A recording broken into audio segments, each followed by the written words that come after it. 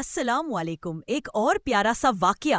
समुंदर की लहरें रात के सन्नाटे में ऐसे आवाज कर रही थी जैसे कोई नाम पुकार रहा हो। आसमान बादलों से ढका हुआ था और चांद की हल्की सी रोशनी पानी में टूटकर चमक रही थी।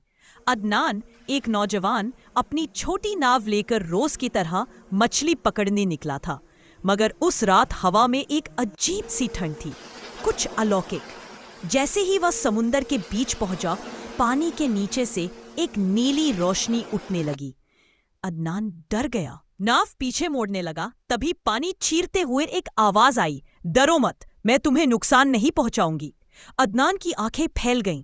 पानी से धीरे धीरे एक जलपरी ऊपर आई, लेकिन वह फिल्मों वाली चमकदार नहीं, बल्कि हल्की उदास। उसके चेहरे पर इंसानी मासूमियत और आंखों में समुंदर की गहराई।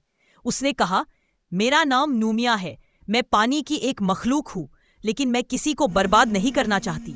मैं यहाँ एक वजह से आई हूँ। अदनान ने कांपते हुए पूछा, क्या वजह? नूमिया ने आसमान की तरफ देखा। इस समुंदर में एक शैतान बंद है। लोग भूल चुके हैं कि वो कब जागता है। आज रात वो जग चुका है। मैं तुम्हें बचाने आई हूँ। अदनान का दिल जोर से धड़कने लगा। समुंदर की लहरें अचानक तूफान में आने लगी, मानो कोई भारी चीज पानी से बाहर आने की कोशिश कर रही हो। नूमिया ने आगे कहा, मैं इंसानों जैसी नहीं, मगर मेरा दिल इंसानों सा है।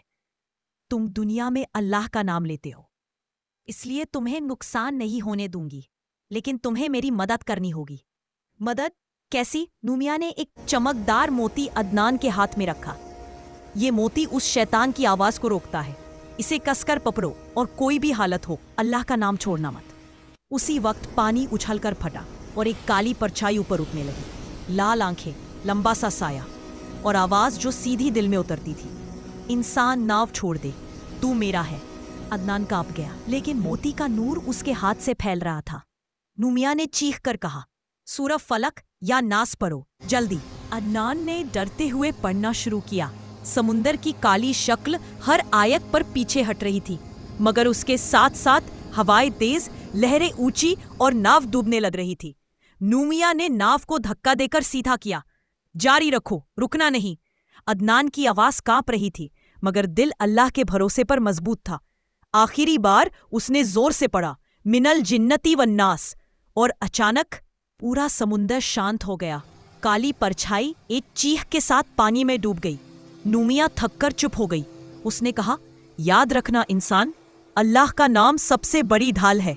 तुम सब हर मुसीबत से बच सकते हो, अगर याद रखो कि कौन तुम्हारा असली रक्षक है। अदनान ने पूछा, क्या हम फिर मिलेंगे? नूमिया मुस्कुरा दी, नहीं, मैं सिर्फ उस रातों में आती हूँ जब किसी को ईमान की वजह से बचाना हो। समुंदर की एक बड़ी लहर उठी और वह उसी में घुलकर गायब हो गई। अदनान किनारे लौटा तो उसके हाथ में वही चमकता मोती था जो उसे हमेशा याद दिलाता रहा कि अल्लाह की मदद कहाँ से भी आ सकती है।